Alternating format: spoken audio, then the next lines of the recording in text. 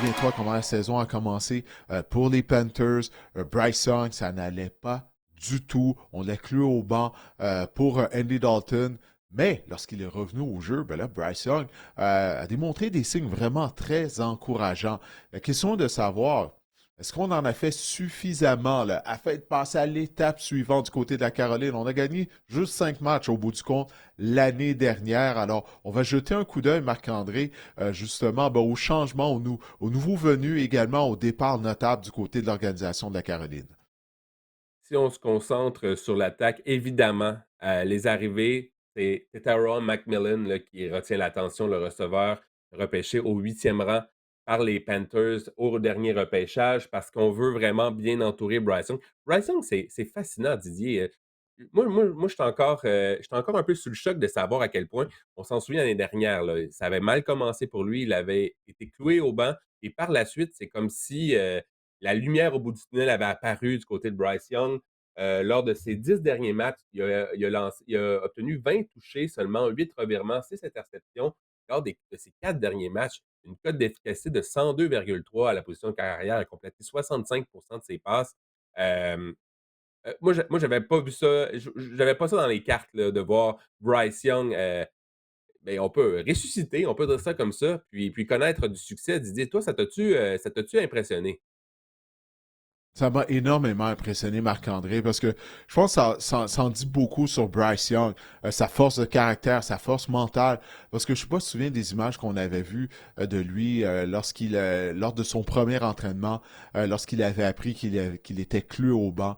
Il avait la mine basse. Puis là, on se disait, bon, ben, on vient d'assister au début de la fin de la carrière de Bryce Young. D'ici quelques années, il ne sera plus dans la NFL. Puis, c'est tellement le jour et la nuit, là, ses performances lorsqu'il est revenu au jeu, pas juste en termes des statistiques que tu viens de mentionner, mais juste son langage corporel. On le voyait sourire, on le voyait célébrer, que ce soit des beaux jeux de sa part ou les jeux de ses coéquipiers, comparativement au début de la saison où il avait tout le temps la mine basse, même durant son année recrue, il avait l'air complètement transformé au point de vue mental. Bryce Young, j'espère pour lui que ça va se poursuivre parce que moi, j'étais prêt à lancer la serviette dans son cas. Parce qu'on sait, il n'est pas imposant physiquement, mais il a démontré des belles choses, même avec ses jambes. On l'a vu faire Mhm. des jeux avec ses jambes. Alors, ça semble être prometteur. J'ai hâte de voir s'il va poursuivre sur la lancée qu'il a eue en deuxième moitié de saison, parce que c'est rendu un point que j'avais hâte de voir les Panthers en action pour voir s'il allait continuer de progresser, alors qu'en première moitié de saison, du moins au début de la saison, écoute, c'était épouvantable du côté de la Caroline, là, comment on avait des ennuis, en particulier du côté de Bryce Young. C'est fou ce que la confiance peut faire à un joueur. Je me souviens, je sais pas si tu te rappelles, hein, en fin de saison, il y a même une passe de toucher qu'il a lancée, puis il s'est retourné pour célébrer avant même que le joueur capte la passe. Tu voyais pas ça de Bryce Young. Tu Ouais. parles du langage corporel. C'était l'exemple La parfait d'un gars qui confiance, jouait il avait avec gagné en confiance. exactement. Exactement, exactement. Puis on l'a entouré. On est allé chercher une grosse cible avec de bonnes mains au repêchage. Je pense que c'est un élément qui manquait chez les Panthers de la Caroline. Maintenant, est-ce que McMillan va connaître du succès? Ça reste à voir. Ça fait au moins 3 ans qu'on investit dans un receveur du côté des Panthers au repêchage ou tôt au repêchage. On se souvient du fiasco qui a été Jonathan Mingo là, 3 ans. L'année dernière, Xavier Leggett, qui a eu des beaux flashs par moment l'année dernière. On pense qu'il pourrait peut-être avoir une belle progression là, lors de à sa deuxième saison et McMillan cette année. J'ai hâte de voir. On commence à avoir un groupe de receveurs de passe intéressant du côté des Panthers, pardon. On a une bonne ligne à l'attaque également, spécialement pour le jeu au sol. On est une ligne efficace. Ça a permis à Chuba Hubbard également de connaître une bonne saison, d'avoir une certaine éclosion l'année dernière, le porteur de ballon canadien. Donc, je dis pas que j'adore l'attaque des Panthers, mais je vois la lumière au bout du tunnel en attaque. On a une direction du côté des Panthers et je pense que même Dave Canales, si on veut parler de l'entraîneur, c'est un bon entraîneur-chef ici. Je pense qu'on a une direction, on s'en va dans la bonne direction enfin là, en Caroline. On a signé plusieurs de nos joueurs hein, durant la saison morte du côté des Panthers à Caroline. On n'a pas été nécessairement très actifs. au niveau du marché des joueurs autonomes. Mais on a reçu une question par courriel de la part du fan numéro un du podcast Sac du Car, Régis Fortin. Eh bien, Régis nous dit que certains carrières semblent avoir besoin de plus de temps pour se développer. Par exemple, Baker Mayfield qui s'épanouit maintenant à Tampa Bay après avoir passé au travers de 3 équipes, après avoir été membre de 3 formations. Alors, croyez-vous que ça pourrait être l'année d'éclosion pour Bryce Young, qui est surpris avec ses performances en fait saison dernière? Bon, on vient d'en parler du côté de Bryce Young, comment il est en mesure de terminer la saison en force. Ça va dépendre également, tu viens de parler de Tate McMillan, euh, parce que McMillan, son attitude, ça va être quelque chose à surveiller. Parce qu'on se fie sur lui pour devenir la cible numéro un de Bryce Young. Mais pour ça, tu dois être fiable. Pas juste sur le terrain, mais également dans la salle de classe. Lors des entraînements, tu dois donner ta pleine mesure. Puis à l'Université d'Arizona, c'est une chose qu'on entendait de la part de Tate McMillan, c'est qu'on mettait en question par moment son éthique de travail au sein du groupe d'entraîneurs. C'est comme s'il avait eu la grosse tête en raison des succès qu'il avait eu lors de son avant-dernière saison dans les rangs universitaires. Alors ça va être quelque chose à surveiller de son côté. Et la ligne à attaque a beaucoup mieux joué également en deuxième moitié de saison du côté des Panthers à Caroline. Il faut le mentionner. Alors ça a aidé au développement de Bryce Young. Alors, je ne suis pas certain. Est-ce qu'on va assister à l'éclosion? Est-ce que Young va être en mesure, pour répondre à la question de Régis, est-ce que Young va être en mesure de continuer son ascension? Je continue de croire qu'il y a des limites à Bryce Young en raison de son petit gabarit. Mais écoute, s'il peut continuer dans la même veine qu'en deuxième moitié de saison, ça va être une bonne chose. Mais je pense qu'il y a une limite au potentiel de Bryce Young personnellement en raison de son petit gabarit. McMillan avait fait la manchette aussi sur les réseaux sociaux dans un entretien qui avait mentionné qu'il regardait pas du football dans la vie, là, et qu'il aimait pas regarder du football alors que tu es un joueur de football. Ouais, ça me laisse un peu perplexe, mais Mais oui, vas-y. Marc-André, tu serais surpris du nombre de joueurs. Tu sais, c'est pas tous les joueurs de football qui sont des mordus, des junkies de football. Tu sais, c'est pas tous les joueurs de football qui sont des grands fans de football, qui en mangent. Tu sais, il y en a pour qui, bon, ils sont très talentueux, puis ils ont été en mesure de décrocher une bourse. Là, non seulement ça, ils sont tellement talentueux qu'ils sont repêchés dans la NFL, mais ce ne sont pas des amoureux du football. Ils ne vont pas en regarder. Pour eux, c'est un travail. Puis une fois qu'ils arrivent chez eux, ben, ils passent à autre chose.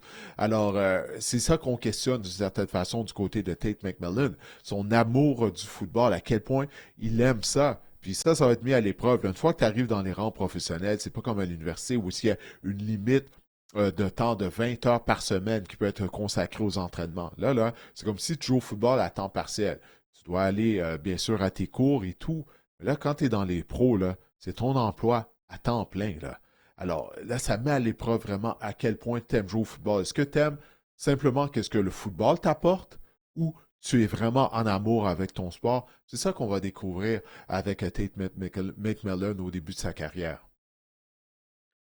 Je pense que le point névralgique des succès là, des Panthers en 2025, ça va être la défense du dit. L'année passée, on était tout simplement historiquement, euh, je te dirais mauvais, médiocre, là, spécialement en défense, spécialement contre le jeu de course.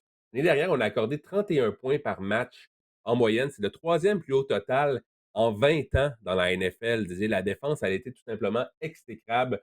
On a seulement eu Wow, 32 c'est sacs du spectaculaire, corps en ça. 2000. Ouais, 32 sacs du corps, seulement troisième plus bas total en 2024.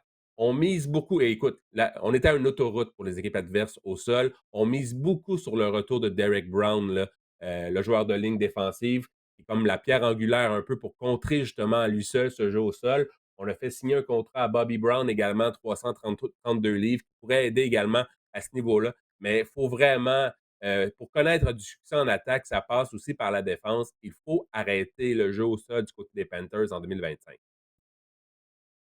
Oui, puis on est conscient de ça, hein, clairement, là, avec la mise sous contrat de Bobby Brown. Comme tu l'as dit, on va miser sur le retour au jeu de Derek Brown aussi. Donc, on en est conscient du côté des Panthers de la Caroline. Ça, on s'est débarrassé du bois mort, là, je vais être poli en disant ça, mais de Jadeveon Clowney, qui n'est pas de retour.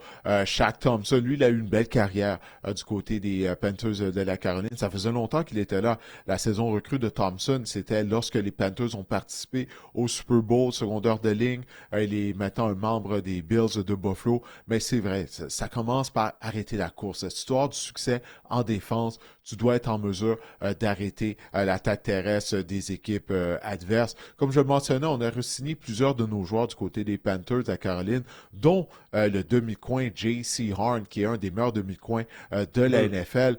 Puis il a touché le gros lot, Marc-André. Une prolongation de contrat pour l'ancien choix de première ronde de 4 ans, 100 millions de dollars valeur maximale pour J.C. Horn, qui doit rester en santé toutefois.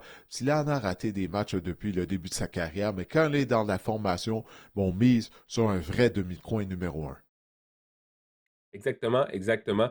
J.C. Horn qui est, selon moi, avec Derek Brown, là, les 2 joueurs importants en défense qui pourraient améliorer. Écoute, en un claquement de doigts, ces joueurs-là, dès qu'ils sont sur le terrain, la défense des Panthers risque d'être meilleure. Mais encore là, arrêter le jeu au sol, arrêter écoute, faut être meilleur en défense, c'est ça qu'on doit retenir là, du côté des Panthers, si on veut, à tout le moins batailler là, pour une place en éliminatoire dans cette division-là. Alors, si la défense à Caroline est améliorée, on va jeter un coup d'œil au over-under des Panthers. Est-ce qu'on sera en mesure de décrocher 7 victoires? L'over-under des Panthers est à 6,5, 6 victoires et demi. Qu'est-ce que tu penses de ça, toi, Marc-André? Est-ce qu'on va décrocher au moins 7 victoires du côté de Bryce Young et la Caroline? On avait 5 victoires l'année dernière. Pour avoir le plus, il faudrait C'est se juste 2 rendre de à 7. plus. Exactement, c'est ça, je suis en train de faire le calcul à haute voix. C'est seulement 2 de plus. Est-ce qu'on pense je pense qu'on va avoir une progression du côté des Panthers. Ça va dépendre de Bryce Young. Je pense que 7 victoires, c'est atteignable. J'ai mis plus dans mon cas, mais est-ce que je pense qu'on va avoir une fiche de 500 ou supérieure à 500? Je penserais non. Je pense qu'on peut s'attendre à 7-10, 8-9, pas de série, pas d'éliminatoire d'après moi pour les Panthers cette saison.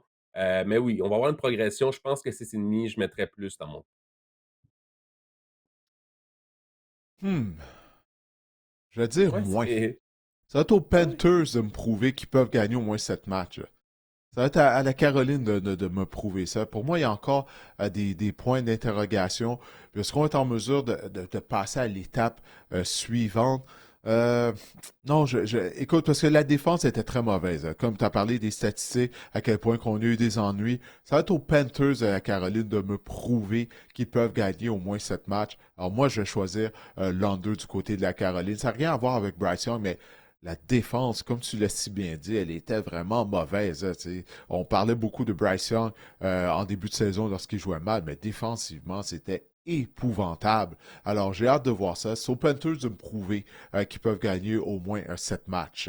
Alors, on va se tourner maintenant du côté du volet Fantasy Football pour la Caroline. On parle de Bryce Young énormément depuis quelques minutes. En termes de Fantasy Football, est-ce que tu crois que Bryce Young est un carrière partant? Non, ne sera pas repêché dans vos ligues à 12-14 équipes, assurément.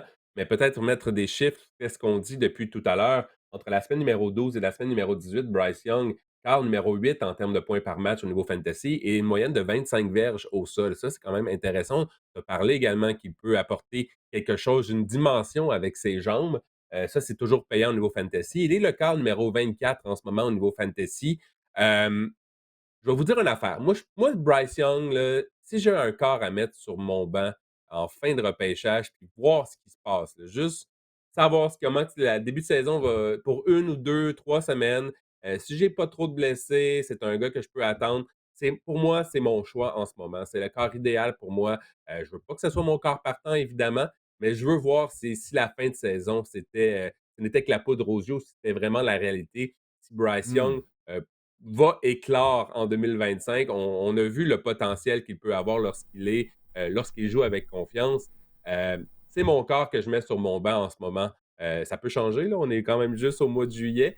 peux avoir d'autres, écoute, le fantasy, tu es en constant mouvement, en recherche d'informations, tu changes d'idées Oui. régulièrement. Mais je trouve que Bryce Young, en ce moment, c'est un excellent billet de loterie pour mettre sur votre banc en fin de repêchage. Juste pour voir là, si c'était vraiment c'est ce qu'on a vu l'année dernière, ça pourrait être la réalité cette saison.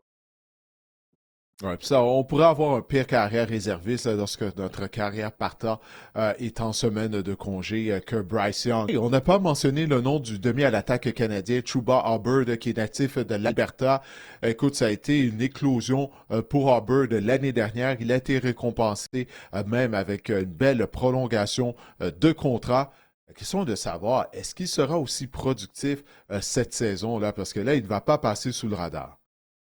Je pense que oui, parce que, on a simplement signé Rico Dowdle pour essentiellement un contrat d'1 an du côté des Panthers. Je sais que Rico Dowdle a quand même connu un certain succès avec les Cowboys de Dallas, mais je pense que Oui. Chuba Hubbard est bien ancré là, comme porteur de ballon numéro 1 de la formation, porteur de ballon numéro 12 en 2024, 8e pour les verges après contact, une moyenne quand même au sol de 4,8 verges, par course. On parlait de la ligne à l'attaque un petit peu tout à l'heure des Panthers. Elle est 7e pour la course l'année dernière dans la NFL, elle était excellente. C'est le porteur numéro ballon numéro 17 en ce moment. Vous avez pu voir dans mon classement fantasy que, je suis un peu plus haut que les classements en général des experts en ce moment. Pour Chuba Hubbard, je l'adore et je suis un peu plus haut que Gilles également, qui l'avait un peu plus bas dans son classement fantasy. Mais j'aime beaucoup Chuba Hubbard. Je pense que, le petit bémol qu'on peut apporter, c'est que c'est pas un porteur de ballon qui va courir de grandes courses à la Saquon Barkley, des courses de 60 verges. Je pense qu'il n'est pas énormément explosif, mais je pense qu'il est efficace, puis je pense qu'il va connaître une grande saison. Maintenant, on en a parlé tout à l'heure. Teteroa McMillan. Tate McMillan. En passant, j'ai lu qu'il a dit qu'il n'aimait pas qu'on l'appelait Tate. Alors, tout le monde Ah l'appelait ouais? Tate parce que c'est plus facile à prononcer. Oui, Ouais. que Teteroa. Mais c'est ça, Toi, apparemment, tu l'as il même n'aime pas magané. ça. Oui, Tetaroa? oui, c'est ça. Tetaroa? McMillan. Écoute, salut à faire des jeux pour qu'on apprenne à bien prononcer son nom. Oui, c'est pas facile à prononcer. On va s'y faire là, éventuellement. Là. Écoute, les camps d'entraînement sont même pas commencés. Je te promets que rendu au mois de septembre, je serai en mesure de mieux prononcer son prénom. Mais alors, McMillan, maintenant, est-ce que tu crois qu'il va être productif? Là? Receveur recru, écoute, là, environ les 10 dernières années, là, on a vu des receveurs recrues avoir un impact immédiat. À chaque année, il y en a. Est-ce que tu crois que McMillan va se joindre à ce groupe? Je vais vous avouer que je suis un peu sceptique un peu en ce moment. Pourquoi? Parce que, écoutez, les stats, je peux vous dire les stats au niveau universitaire, c'est 1300 verges à ses deux dernières saisons au niveau universitaire. C'est un grand gaillard et c'est vraiment, il vient combler un besoin là, qu'on avait chez les Panthers. Par contre, il est le receveur numéro 27 en ce moment au niveau fantasy. C'est un choix de quatrième, cinquième ronde au niveau fantasy. Pour avoir un bon retour sur investissement avec un choix comme celui de McMillan, il faut que McMillan marque 150, 200 points fantasy cette saison à sa saison recrue. Est-ce que je pense qu'il peut faire ça? J'ai des doutes, peut-être j'ai mes réserves là, du côté de McMillan, puis c'est ça un peu qui m'inquiète dans son cas. Je dis pas que c'est un excellent, joueur de football, c'est un excellent, receveur de passe avec du potentiel, mais on est loin d'un Malik Neighbors l'année dernière ou d'un Brian Thomas selon moi là, en termes de fantasy avec Ted McMillan Teteroa McMillan, je m'excuse. Fait que c'est ça qui m'inquiète un petit peu dans son cas, c'est son retour sur son investissement d'un choix que vous prenez quand même dans les 4, 5 premières rondes de vos choix fantasy. Ah ben, ça sera à surveiller. Je bien hâte de suivre son développement tout au long de la saison.